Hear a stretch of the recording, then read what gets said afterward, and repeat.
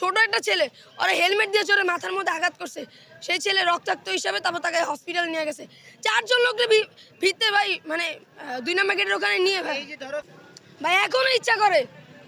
আমি তো ভাই চাই শুধু একটা টিকিট হইলো ভাই, একটা টিকিট হইলো ভাই, চেষ্টা করবো ভাই, চেষ্টার তো ফল পাওয়াই যায়।